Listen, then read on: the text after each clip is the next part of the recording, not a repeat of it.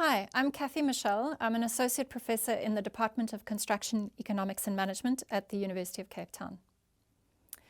Imagine living with your family in a house that does not comply with building or planning regulations, no access to essential services such as fresh water or safe sanitation, a house that offers no security of ownership and is in a neighborhood with inadequate public amenities and limited accessibility.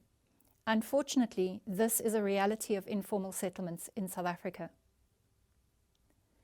This research was aimed at trying to understand and analyze the role and impact of informal settlement housing and neighborhood conditions on the well-being of informal settlement families in South Africa. According to the National Household Survey done in 2020, 11% of the South African population, that is roughly 6.6 million people, live in informal settlements. However, given the timing of the survey and insecure economic conditions during the pandemic, this number is likely to be significantly higher.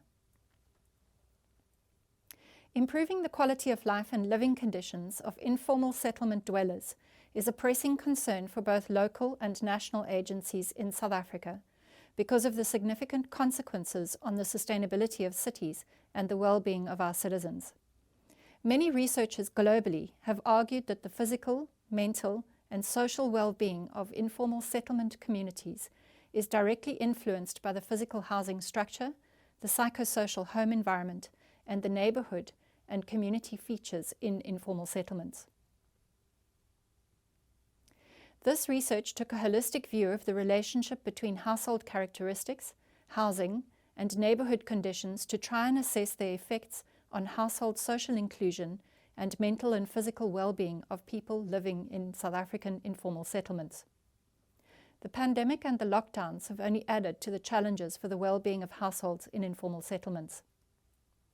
The overall condition of housing in South African informal settlements is very poor, since most houses do not provide for essential needs and basic services to their residents. Another aspect to consider is that most informal settlement houses do not protect their residents against disasters and do not address the physical and social needs of the residents, such as safe and secure toilets, family space, and privacy. The conditions of informal settlement neighborhoods in South Africa are diverse. However, safety and security remain a critical common denominator across all South African informal settlement neighborhoods. The inclusivity and lack of support for local businesses and the economy are other main concerns in informal settlement neighborhoods. The overall well-being of South African informal settlement communities is critical because of the high rate of unemployment and low levels of income. Unsafe living conditions are a critical problem for well-being in South Africa. The results show that the individual and community well-being is directly affected by the housing and informal settlement neighborhood conditions. In turn, the neighborhood conditions significantly impact the house's conditions and consequently impact well-being. The research provided evidence of the direct and indirect role of the overall condition of the neighborhood on the well-being of individuals and the community as a whole. It proved the important role of household characteristics, housing, and neighborhood conditions in informal settlements on the well-being of the households living in these said informal settlements. It was also clear that there isn't a one-size-fits-all solution to informal settlement upgrading, as each informal settlement is contextually unique.